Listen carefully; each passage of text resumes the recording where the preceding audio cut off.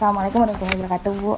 Kami dari mahasiswa UHAMKA Prodi PGSD sedang melaksanakan PLP 1 untuk mewawancarai kepala sekolah, Bu.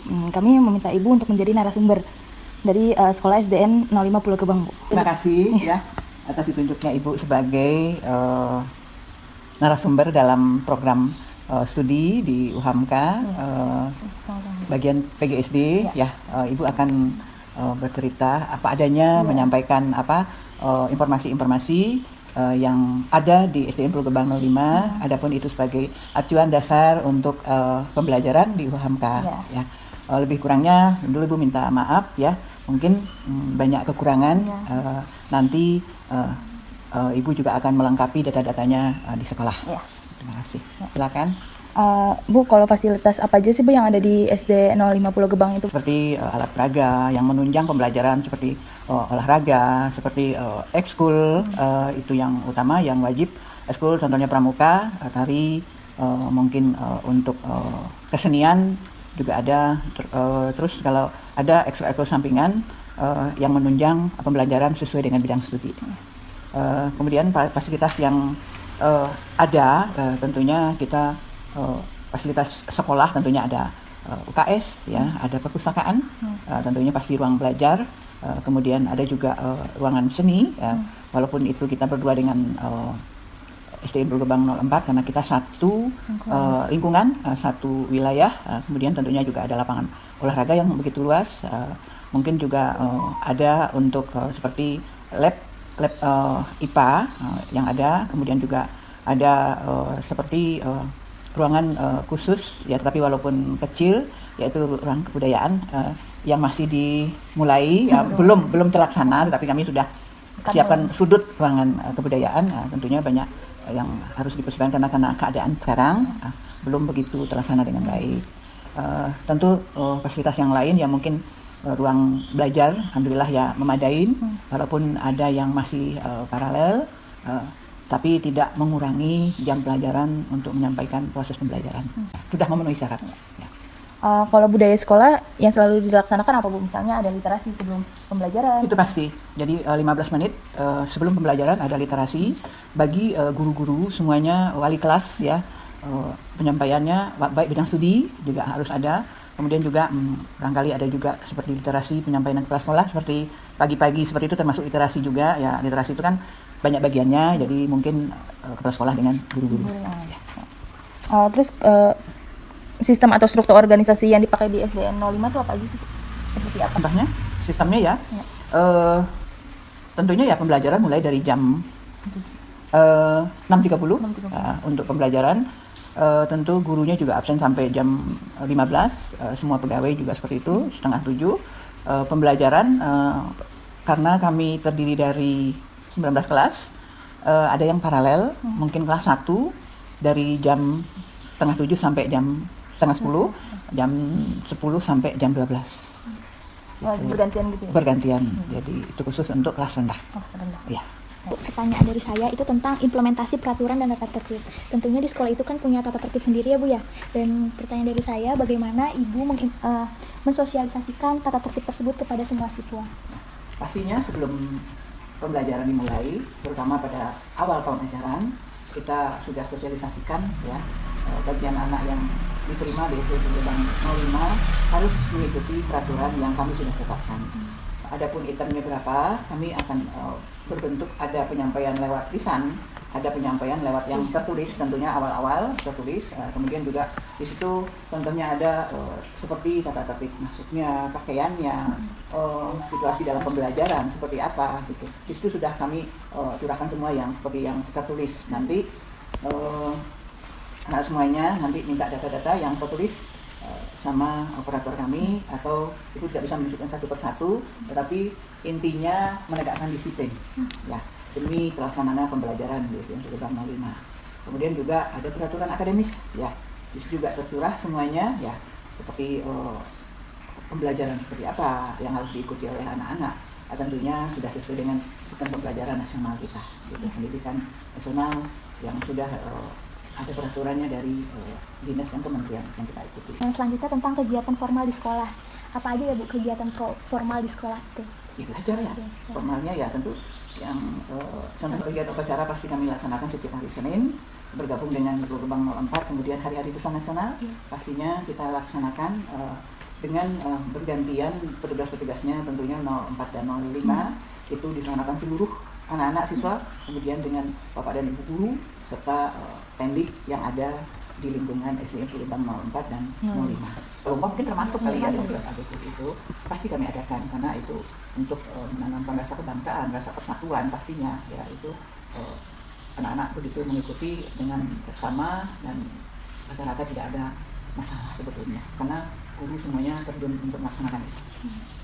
Pertanyaan saya Bu, yang pertama, mengingat sekarang adanya pandemi COVID-19, bagaimana kegiatan intrakurikuler di SD Pulau Gebang 05 sebelum dan sesudah adanya pandemi COVID-19 ini Bu? Pasti berbeda. Iya. Sebelumnya pasti ya kita melaksanakan dengan normal ya, tatap muka ya, itu tentunya ada interaksi antara guru dengan siswa pastinya ya dengan akrab ya. Itu sangat menunjang untuk kecerdasan siswa ya belajar ya karena ada kedekatan antara siswa dengan guru ya itu ikatan batin yang luar biasa ya. Kemudian untuk setelah ada COVID-nya tentunya kita daring ya itu bermacam-macam kendala ya tapi mungkin tidak semua ya terutama anak-anak itu karena ini baru dilaksanakan Dari tahun ini yang seperti itu selama saya juga jadi guru sebagai pengajar itu belum pernah ya seperti itu.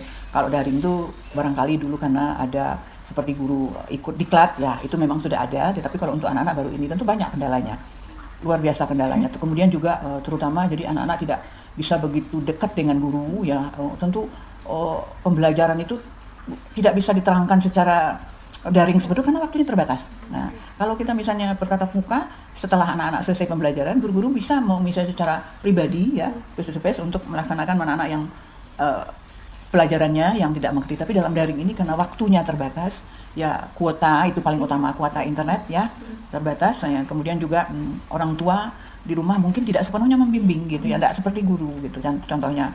Jadi kalau menurut Ibu ya bukan menurun, pasti menurun ya.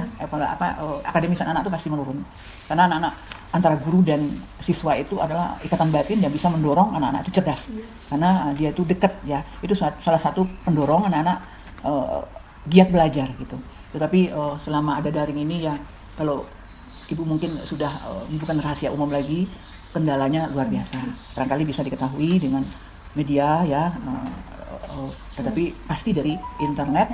Kemudian ya anak-anak itu kangen sama gurunya, guru juga pasti kangen gitu dengan interaksi langsung bertatap muka. Kemudian karena faktor ekonomi juga orang tua ya mungkin kekurangan kuota, tidak punya HP. Tapi kalau kita tatap muka tidak ada halangan seperti itu. Ya karena ini kita langsung gitu. Kalau ini ya tetapi mudah-mudahan COVID ini cepat berlalu ya, kendala-kendala pembelajaran seperti ini mudah-mudahan cepat diatasi, bisa bertatap muka. Kemudian Ibu bukan memastikan, tetapi kalau dengan cara seperti ini tentu nilai akademis anak-anak itu menurun. Ya pasti mungkin ada penurunan, ada perubahan lah gitu.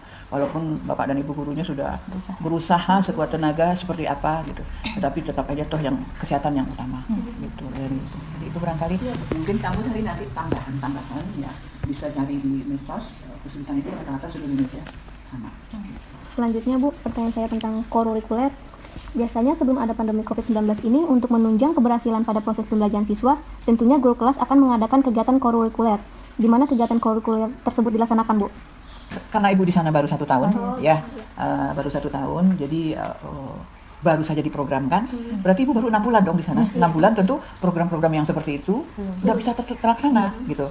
Banyak seperti lomba-lomba, misalnya kemarin kita udah sempat lomba tingkat kota Kodia, akan melanjutkan tingkat provinsi, itu semuanya terhalang. Apalagi program yang seperti ini kita karena Ibu 6 bulan baru berjalan, 6 bulan berikutnya tidak terlaksana. Ada program-program seperti itu. Kemarin ada dicanangkan mungkin naik MRT itu sebagai pengetahuan anak-anak udah terancana. Anak-anak dibawa untuk MRT itu kan baru. Jadi anak-anak biar tahu seperti apa gitu transportasi seperti kalau misalnya kereta, bus, angkot kan sudah. Nah, itu sebetulnya kan harus pengenalan kepada anak-anak. Nah, tetapi karena keadaan seperti ini jadi belum terlaksana. Mudah-mudahan nanti setelah Covid bisa dilaksanakan dengan baik ya. Tetapi yang sebelum-sebelumnya kurikuler itu ya kita guru-guru melaksanakannya mungkin dengan bercerita. Jadi bercerita, jadi anak-anak tidak bisa mengunjungi langsung, tetapi mungkin dengan banyak bercerita gitu. Tetapi itulah, mudah-mudahan nanti kedepannya bisa terlaksana dengan baik gitu. Selanjutnya Bu, tentang ekstrakurikuler. Di berbagai SD tentu adanya kegiatan ekstrakurikuler Bu. Di kegiatan ekstrakurikuler apa saja yang ada di sekolah itu Bu? Aslinya pramuka. Pramuka. Kasidahan, kemudian bidang olahraga mungkin basketball, tari, menggambar, seni lukis. Kalau menggambar bahasa ibu, melukis ya, itu yang ada tetap di sekolah. Jadi semuanya diminati gitu. Tetapi yang setiap ini yang menonjol ya tentu ya kita yang anak-anak tuh pramuka, karena setiap itu anak-anak bisa berkreasi, mencurahkan ya kebersamaannya dengan pramuka itu gitu. Ya, drum band, karena itu juga kami punya. Nah, drum band itu juga diminatin bagi anak-anak. Nah, itu drum band itu kita jadikan untuk sebagai musik waktu upacara hari-hari besar setiap hari Senin. Dan kami juga sudah lomba ya Bu Ita, mungkin sebelum Ibu itu sudah lomba juara ya, itu yang sangat luar biasa ya, drum band itu, karena memang di sana sudah diprogramkan lama, mungkin kayaknya ekstra yang paling lama ya Bu Ita barangkali di Progebang 05 itu drum band. Bu, identifikasi praktik-praktik pembiasaan dan kebiasaan positif di sekolah. Bagaimana praktik-praktik pembiasaan dan kebiasaan positif di SD Pulau Gebang 05 ini Bu, dan contohnya seperti apa? Contohnya kegiatan CSN ya, termasuk pemberantasan sarang nyamuk, itu kan maksudnya. Nah, itu kita laksanakan, itu memang ada pergub ya, pergub itu dulu dilaksanakan setiap hari Jumat 15 menit sebelum pembelajaran dimulai. Tetapi belakangan ini ada pergub lagi dilaksanakan 2 kali seminggu, hari Jumat dan hari Selasa gitu dilaksanakan. Itu yang pemberantasan sarang nyamuk, yang itu sudah kayaknya permanen dilaksanakan gitu di setiap sekolah-sekolah gitu. Terus mungkin Ibu sudah mencanangkan ya baru anak-anak dalam jajan itu diharapkan membawa tempat minum sendiri.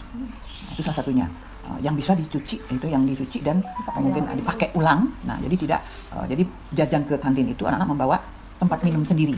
Kemudian juga kita menyarankan bawa makan dari rumah sendiri. Gitu. Dan untuk program kedepannya, Ibu juga sudah mencanangkan di kantin itu untuk mengurangi plastik, untuk mengurangi sampah ya. Jadi Ibu di depan kantin itu, orang kantin itu wajib menyediakan tempat sampah apa yang dia jual. Misalnya jual es plastik, sedotan itu tidak boleh dibawa kemana, jadi dikembalikan sampahnya ke pedagang sendiri. Itu kan demi kerapian. Jadi pedagang sendiri misalnya seperti botol plastik, seperti bikin jus itu. Jadi kan bisa dia dicuci, bisa daur ulang. Jadi di sekolah itu tetap bersih ya. Itu baru awal Ibu laksanakan, tapi belum terlaksana karena ada pandemi seperti ini. Nah, ini juga tentunya kita kerjasama dengan 04. Nah, program 04. Kita membayangkan kalau anak-anak 2 sekolah, 1 komplek begitu, kalau tidak seperti itu, seperti apa? Kalau setelah istirahat itu seperti apa sampahnya? Seperti apa plastik bertaburan di mana-mana? Tapi kalau kita mendisiplinkan pedagang itu, dia harus berkewajiban kalau berdagang itu harus mempunyai tempat sampah sendiri, harus berkewajiban untuk mengelola sampah itu. Jadi jangan sampai sampah itu ke depan kelas, ke tempat sampah itu membludak sampah plastik. Nah, itu juga membuat kotor ya, tidak terkendali. Jadi kita juga harus tanamkan ke pedagang, dia punya tanggung jawab kebersihan di sekolah itu juga. Itu cuci tangan. Sekarang cuci tangan Ibu sudah menanamkan untuk kita wastafel, memang masih berkurang. Ibu juga sudah programkan di sekolah, ya, walaupun belum terlaksana dengan baik, wajib cuci tangan, kemudian membawa lap tangan sendiri. Jadi guru-guru itu harus menekankan kepada anak-anak, seperti misalnya handuk kecil, misalnya hari ini warna merah, besok warna. Jadi anak-anak tuh walau 5 hari sekolah harus punya 5. Habis cuci tangan, ngelap sendiri. Kita nggak bisa membayangkan kalau habis cuci tangan ada sampai di lap itu berapa ribuan anak yang lap tangan situ, atau ratusan satu kelas. Itu kan tidak tidak sehat menurut Ibu. Jadi anak-anak tuh diwajibkan membawa lap tangan sendiri setelah cuci tangan. Ya. Sudah cukup Bu pertanyaan dari kami. Terima kasih sudah menjadi narasumber dari PLP 1 kami Bu. Sama-sama. Mudah-mudahan ini sebagai penunjang ya, sebagai pendorong ya untuk kedepannya pembelajaran kuliahnya. Mudah-mudahan kesana dengan baik. Juga minta maaf mungkin kalau ada kurang ya maksudnya datanya dilengkapi, nanti mungkin bisa di sekolah dipenuhkan. Kemudian juga lebih kurangnya Ibu minta maaf. Terima kasih ya Bu.